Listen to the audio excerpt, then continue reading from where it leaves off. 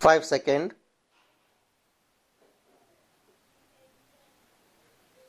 Start.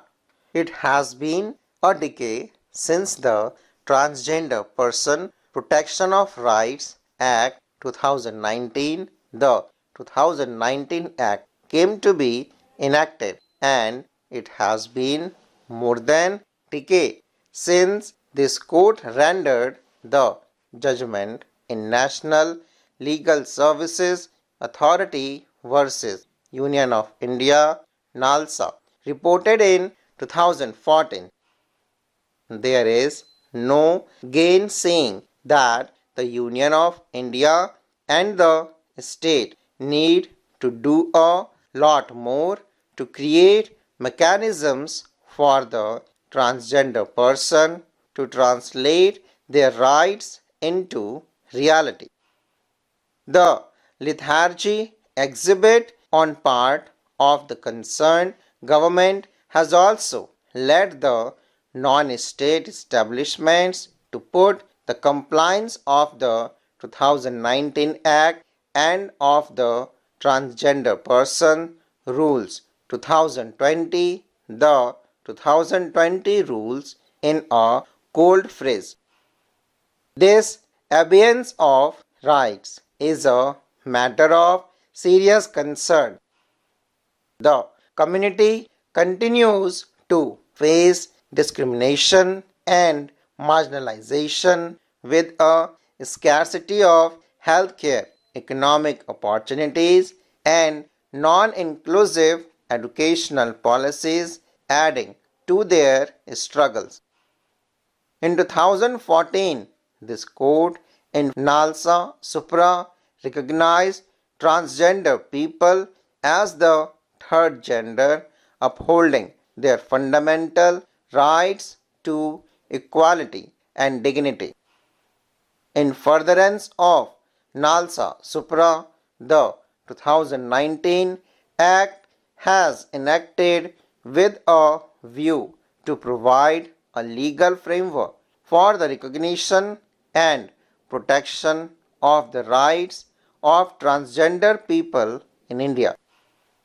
Transgender persons have found mention in the ancient history of the country with reference to the third sex, Tritya Prakriti, in Vedic and Puranic literature, and characters like Mohini in Hindu mythology, as well as period of imperial recognition.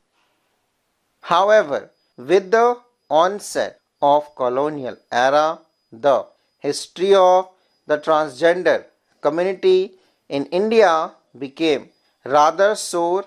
It comprised of centuries of criminalization followed by institutionalized marginalization.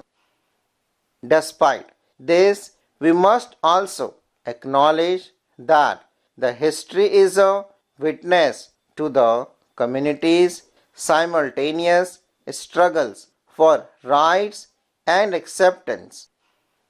The 2019 Act is a much recent result of these modern struggles. However, what stands exposed in the present litigation is the indifferent behavior that the state machineries have exhibited towards this community.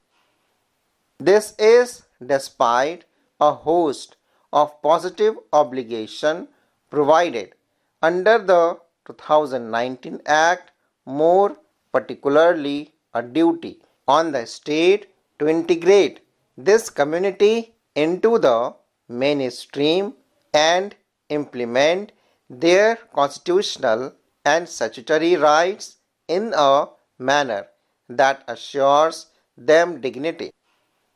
The petitioner is a transgender woman, has invoked the writ jurisdiction of this court under Article 32 of the Constitution of India, being aggrieved by the discrimination and humiliation she faced as a transgender person in employment, which allegedly resulted in her termination from two different schools situated in two different states in the span of a year.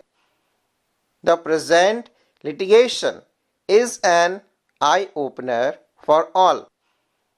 It calls for an immediate attention to the plight of the transgender community in the country.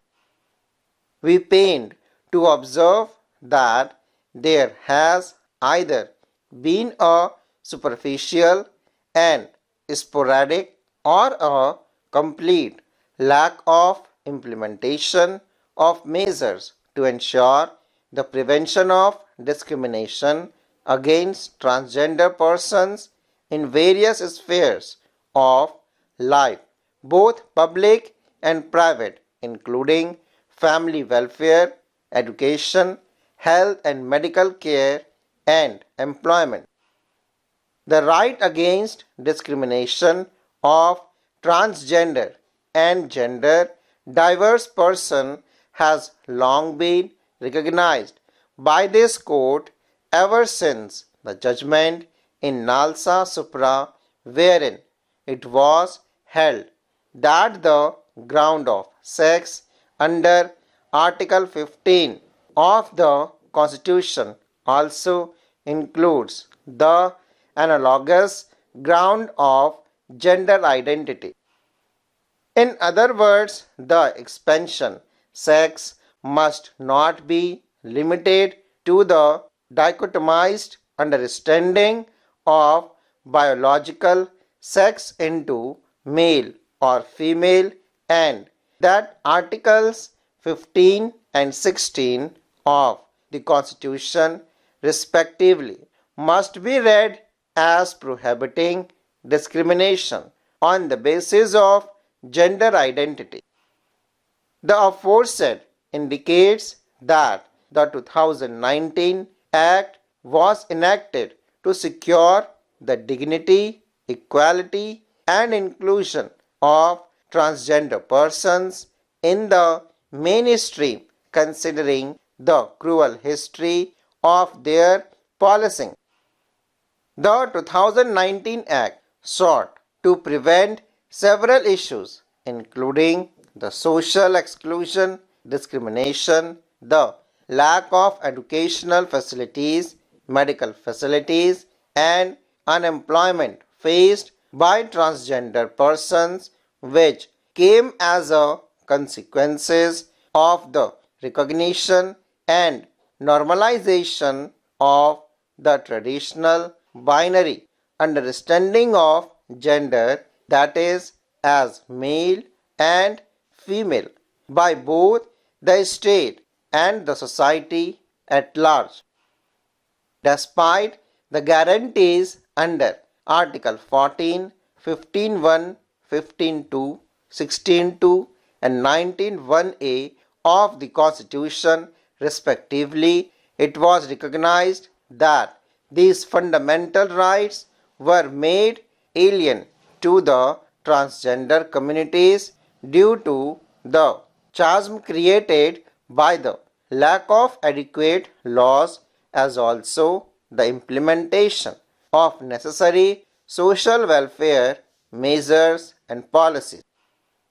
In this background, the 2019 Act sought to confer a right to self-perceived gender identity to transgender persons, make provisions for the issuance of a certificate of identity, prevent discrimination, including discrimination by establishments in matter relating to employment, recruitment, promotion, and other related issues, provide for a grievance redressal mechanism in each such establishment, establish a National Council for Transgender Persons and provide for punishment in the event of contravention of the provisions of the 2019 Act, amongst other.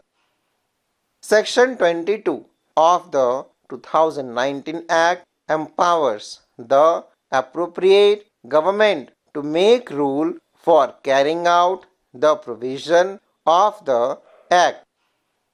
In exercise of the said powers, the central government brought forth the 2020 rules, full stop.